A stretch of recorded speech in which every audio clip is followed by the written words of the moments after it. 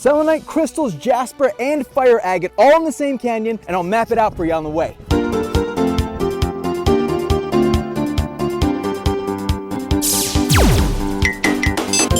Pretty cool. So, selenite, jasper, and fire agate all in the same canyon. Where exactly are we? Today we're rockhounding Mule Canyon. Mule Canyon is a location in California. It's near the town of Calico by the Calico Ghost Town. I'll map out all the different rocks you can find on the way, but before you even start, you're going to want to check out the beginning, the entrance of the canyon. Because right at the start is the Silver Lace Onyx Mine. So here's actually a little piece of the Silver Lace Onyx that fell down into the valley, and way up there in the cave is the Silver Lace Onyx Mine.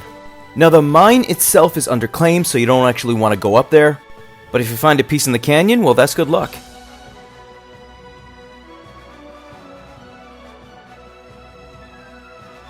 Now, a quick word about onyx. See all this stuff right here? This is called interior design onyx. It's not actually onyx, most of it is treated calcite or travertine. Real onyx varieties, such as this stuff, sardonyx, cornelian, that's going to be made of layered chalcedony. I found this piece right here at the entrance to the canyon, so before you go in, you might want to stop and take a look around too. So here we have some of the Silver Lace Onyx, and because I found it in the canyon and away from the claim, I'm going to hold on to it. Okay, time to enter Mule Canyon, and our first stop is just this hill right here, because you're going to look down, and this is where you're going to find selenite, otherwise known as gypsum. Selenite is this white shiny crystal right here. It's very fragile. You'll probably recognize it because you've seen it in a lot of crystal shops. It's very easy to carve if you want, but do not throw it into your rock tumbler or else it'll disintegrate down to nothing. Lots of selenite out here. If selenite is your thing, then you'll find a lot of it in this canyon, so always just keep your eyes peeled. It'll either come in flaky pieces like this, or it'll look like little fiber optic straws just poking up from the sand. Just keep an eye out for when the dirt in front of you starts glittering, because that's a good sign. Okay, once you've had your fill of collecting selenite, then it's time to head on to the next stop in Mule Canyon. This is going to be this hill all the way down here. It's going to be full of jasper. So the stuff you're going to find here is going to be multicolored. We got some yellow jasper, some red jasper, we've got some white common opal right here. I even found some pale blue jasper, or whatever this stuff is, but the most interesting kind of jasper is this stuff right here, multicolor. Looks like we got some different, some vein patterns going through it of yellow and white. So this is the furthest I've actually ever been up this canyon. Up there on that hill is going to be a lot of nice red and yellow jasper. Let's keep going. Okay, it took us about an hour to hike to this location right here, but for the next spot, it's going to take us another hour and 45 minutes. Okay, you could go home at this point, or you can go a little further to try for the fire agate, but I'm warning you, it's a hike. This next bit can get a little boring on the hike because there's not really a lot to find. However, if you're into desert views, you can't really beat these. It's a long trail, pack water. Yeah, and also if you're going to do this one, make sure that you get an early start in the day. You always want to start your desert hikes early when the sun is low. Once you make it through all these sandy hills, you're going to find a little bit more jasper at the end, and of course, some more selenite crystals.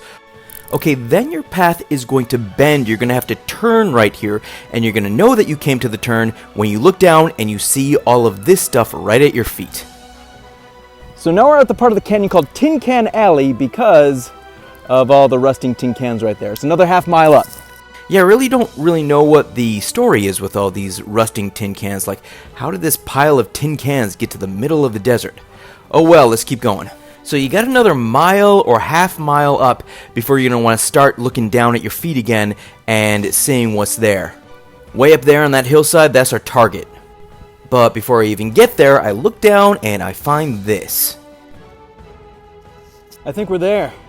So at the foot of this mountain, you're going to find a ton of these fire agates. It's basically white chalcedony roses, but if you turn them over, they might have a little bit of red, and in that red, you might also find a little bit of fire. Now, a true fire agate has the thing in it called the Schiller effect, where if you cut it and light hits it at a certain angle, it has like a rainbow inside, like an opal. I'm not quite sure if any of these that I'm finding actually have the Schiller effect, but I'm going to call them fire agates just the same. Couple fire agates as well, good spot. Okay, this is the moss agate, and I know what you're thinking, this looks nothing like moss agate, but take a closer look. Whenever you're looking for moss or plume agate, you always want to turn it on its side, because that's where you're going to find the patterns. This one's got some green, some red. This is a larger piece of it. Not too impressive as far as moss agate goes, but I'm liking these fire agates right here. And these are going to always be forming in these botryoidal formations. Botryoidal meaning bubbly, which I think is always cool when a rock forms in a bubble formation. I'm always down to collect some bubbly rocks. So this is where our 3-hour hike ends. We found some silver lace onyx, selenite, jasper, and fire agate. This is a pretty popular rockhounding location for Southern California, and it definitely lives up to its reputation. Mule Canyon, pretty cool.